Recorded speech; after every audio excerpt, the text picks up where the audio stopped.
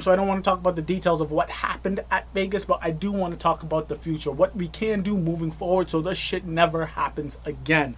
After the shooting, the American College of Physicians issued a statement calling mass shootings in America a serious public health issue and demanded a ban on automatic and semi-automatic weapons, which I think is the smartest thing that we can do right now. I mean, right away after seeing that kind of damage, like I said, after seeing one person do what he did, the 50 killings and the 500 plus injured, it's a no-brainer. It's common sense. Anyone who's against that, it's just why, right? If you have a semi-automatic gun and if you're going hunting, right, there's only one type of hunting that can be done with a semi-automatic or an automatic or fully automatic gun, and that's hunting human beings. You do not need a semi-automatic gun to kill a deer, to kill a fish, to kill a bird, to kill whatever the hell you go hunting for, bears, whatever it is. You use a semi-automatic gun, you're going to blow that animal to smithereens. You're going to have nothing to take home to hang on your freaking wall. You don't need those guns. No one needs those guns, right? Absolutely not. So I think that's just smart right off the bat. I think that's just where we should start. The American Public Health Association, the APHA, has also called for a comprehensive public health approach to address the issue of gun violence. And I love this. I read through it and through all the research for this video. I'm looking at gun violence. I thought that this was actually the most comprehensive, and I agree with this plan probably 90 to 95%. So I'm going to go through this step by step. It's an 8-step process. In the description below, there'll be a link where you can find out the details of each step / the entire plan comprehensively to your heart's content. It's a beautiful, I love it. I love it. So let's get going. So number 1, gun safety. Great place to start. Let's start with gun safety because we have so many of them. So establish a culture of gun safety. So the nation with the most guns, we must make sure that people are protected as a starting point. Let's insist on mandatory training and licensing along with safe and secure gun storage. This is just something for all you nurses out there, you know that this is something we learn in nursing school and we preach and we have to teach for all our patients that have guns. Gun safety, gun safety, gun safety. I don't own a gun. I have never shot a gun before. So when it comes to training, I think this is a very legitimate place to be. If you're going to buy a gun, the training needs to be at its highest. Make sure that it's safe, and then putting it away so those that you live with, family, kids, friends, whoever, don't come in your house, start playing cowboys and Indians or cops and robbers with the goddamn guns and end up hurting themselves. So number 2, mental health treatment. To ensure accessible, high quality, and culturally competent and widely accessed mental health treatment, I think this is just the next step after gun safety. Mental health needs to be taken care of, and I think this is a very, very smart place to go as soon as we get a good lock on safety.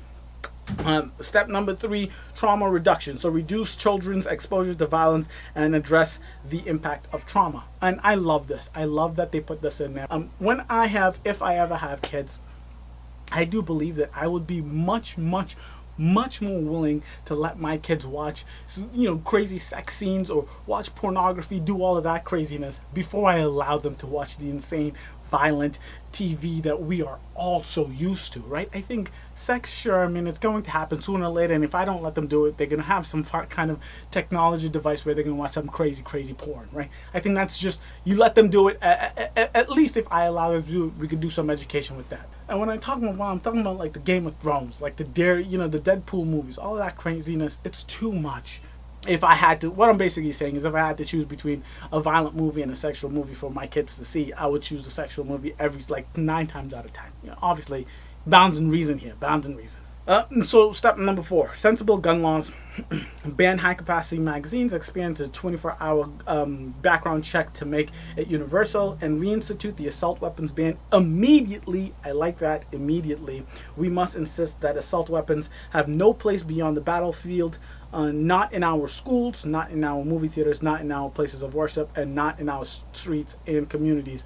That's just self-explanatory. I said earlier that I think, after what we just saw, one person doing that kind of damage, it's obvious that we need to cut that shit out. It's not necessary. You don't need that kind of gun, those huge magazines, those automatic, semi-automatic guns. Just don't need it. Number 5, comprehensive solutions. So charge the Department of Justice, Center for Disease Control and Prevention, Substance Abuse and Mental Health Administration, and the Department of Education to identify solutions in 90 days. So I agree with that. That's probably the 1% that I don't agree with. I don't understand why the 90-day restriction, right? Like the time restriction.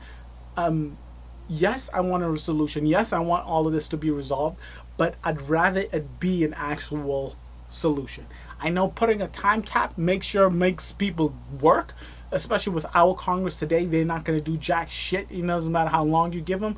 But to tell them that you need to come up with a solution in 90 days, it's a little bit pushy. I know there's a million and one solutions out there already that you can just hand to these congressmen and have them decide. But I just believe if we are going to make a huge law change, if we are going to do some executive order, if we are going to do anything at all, let's try to make sure it's the best and not just the fastest, the first thing that we get. Step number 6.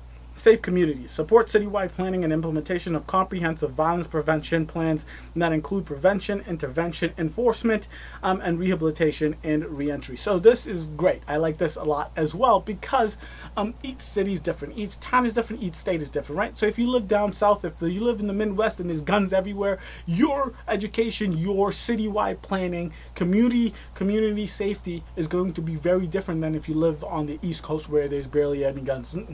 There's a lot of guns in New Hampshire and Vermont. If you live in Boston, where I live, where there's very, very little guns. So if you live in a town or city where there's a lot of guns, you probably want to start with safety training versus if you live in Massachusetts and Boston, you probably want to start with just education on how to use guns and how to keep guns away because the vast majority don't have guns. So if you do go somewhere where there's guns, these are the things you need to know. That's there. Step number 7, public health solutions. Recognize gun violence as a critical and preventable public health problem. Gun violence is a leading cause of premature death in the country. And I was blown away when I found this out, right? So we all know that heart disease is the number one killer in general of everything here in the States. And I think pretty much the world right now. I'm not 1,000% sure, but definitely in the States, heart disease is the number one killer.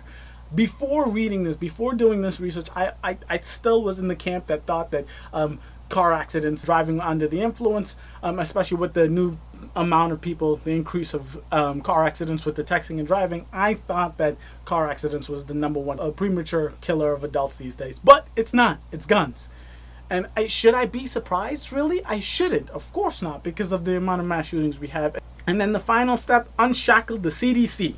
Restore the CDC's freedom to study the issue and provide science-based guidance. I read this and I was like, wait, what? I'm confused. Why is it that the CDC can't do science-based research on guns, gun violence? I had no idea. I just did not know that the NRA had that much pull. Of course, I knew they had millions and billions of dollars that they funnel into lobbyists that that push Congress, mainly the right. I did know that, but I had no idea that they just said, nope, CDC is not allowed to do any science evidence on it. Crazy. It's a no-brainer. This needs to it needs to go. It needs to go.